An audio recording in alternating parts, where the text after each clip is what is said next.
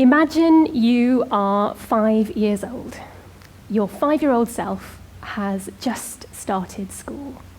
And school is amazing.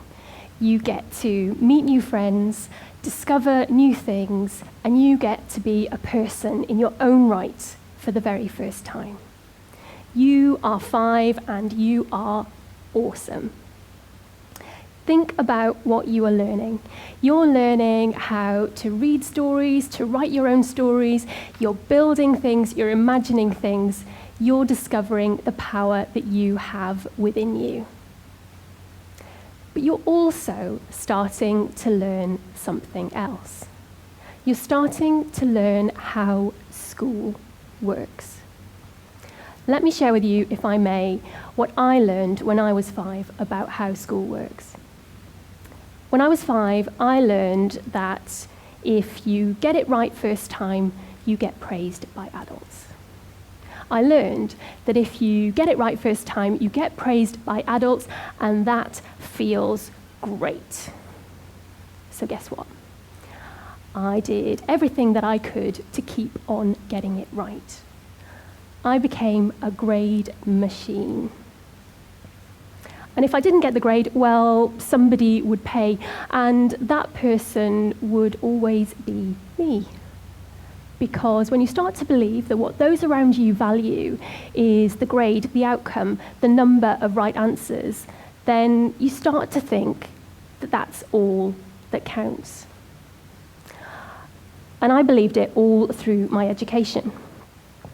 I believed it when, by the time I'd reached my late teens, my life felt so out of control, I felt so worthless that I became anorexic. I had become so fixated on the numbers at that point that I didn't know how to cope. I collapsed like a house of cards, and I clung to what I knew. I clung to the numbers. I clung to the numbers when I counted every gram, every ounce, every inch, every calorie, every day. I was addicted to the numbers, and the numbers nearly killed me. I was the product of a system where my self-worth became utterly dependent on how I and others around me measured me and how that made me feel. Skip forward all these years, and what scares me is that the numbers have never been more prominent in our education system.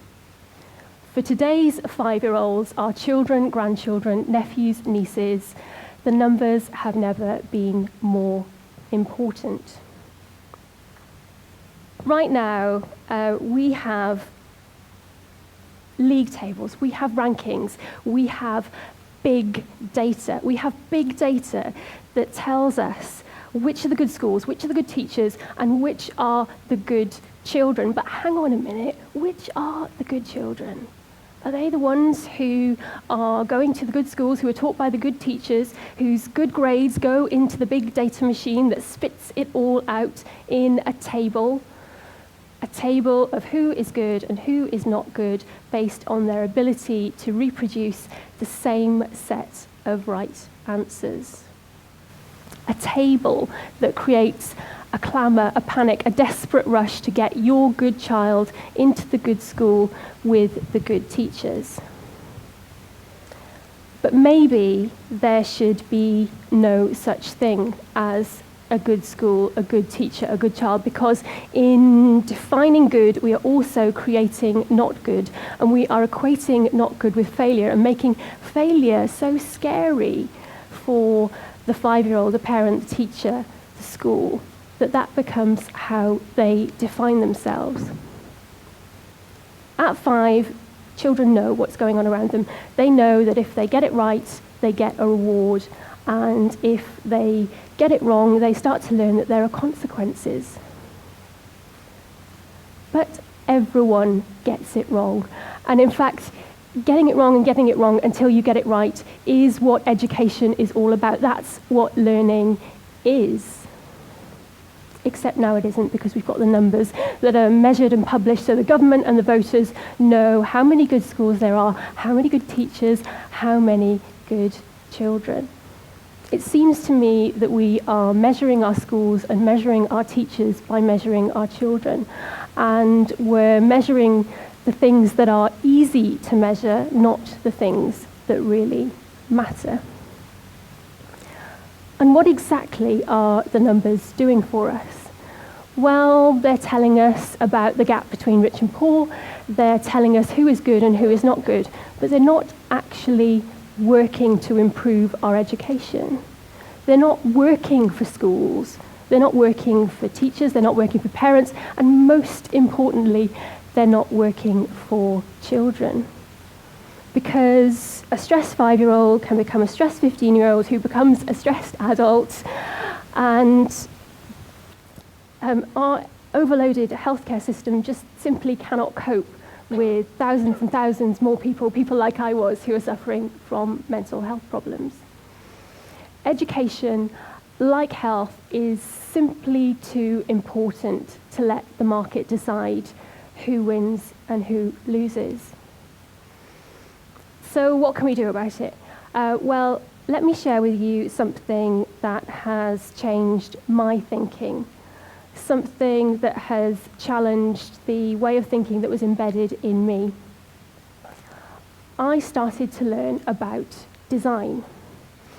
Now, when you think about design, you may immediately think about its output. So you might think of the object, the system, the image. But I want to talk about design as a process, design as a way of thinking. You see, all through my career, I have loved working with designers, and I'd never really worked out why until about 5 years ago, when I started to learn how designers learn to think. And I began to want what they had. You see, design thinkers learn a series of approaches and processes that enable them to tackle really complex problems that may have more than one possible solution. They learn to not expect to get it right first time, but rather to generate lots of ideas, to try and fail rapidly, sometimes again and again and again, as they develop their thinking, as they develop their understanding. They learn to not expect to be the expert in the issue that they're tackling, but rather to seek to understand everyone in the system and their needs in order to design something that will be appropriate to them. They learn to listen, to collaborate, to share, to observe. They learn how to revise, refine, reshape, and resolve their ideas over time to create something that's far better than the very first idea they could ever have had.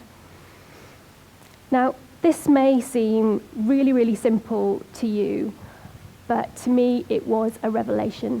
It was a complete challenge to the way of thinking that I had previously.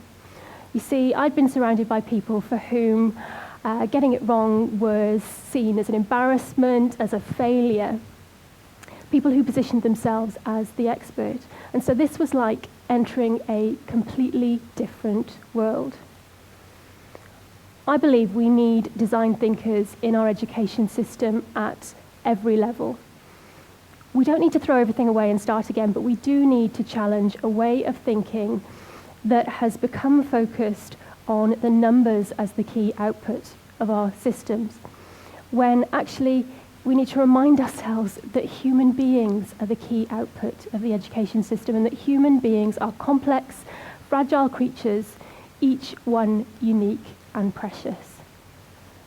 And this is where design thinking can really help, because when you start to understand the needs of everyone in the system, you can start to design approaches that don't just meet the needs of those at the top of the food chain, but that actually that you can start to benefit everybody rather than those who are already winning. And when you start to understand that you may need to try and fail sometimes again and again to get something right, you become more open to new ideas, to trying new things. And the great news is there's loads of this work going on out there already.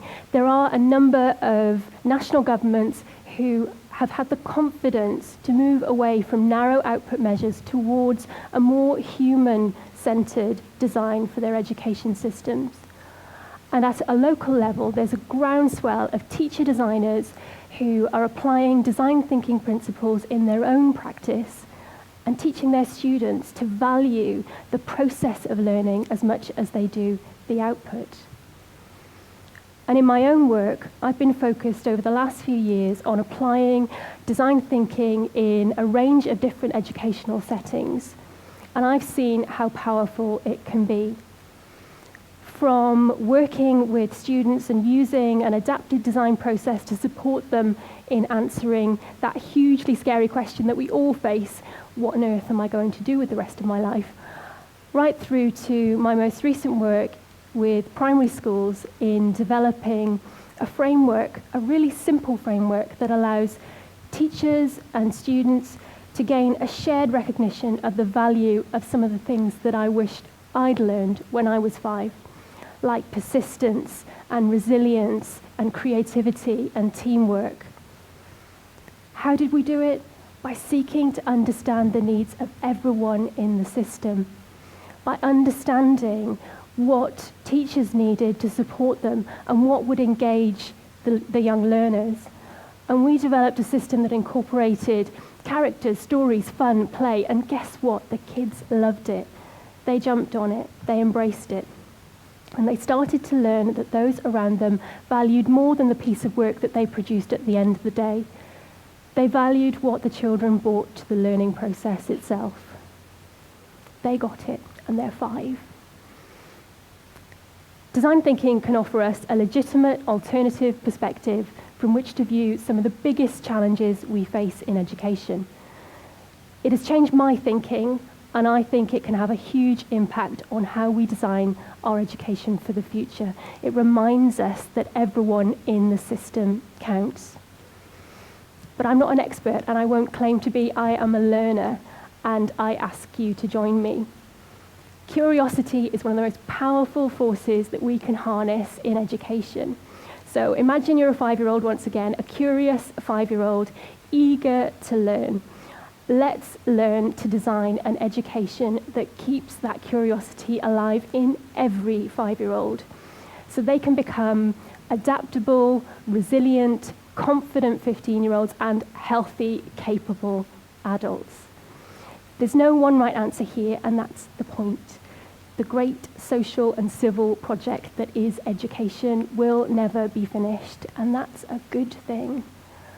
And the beauty of it all is that all we have to do is accept that we need to keep on learning.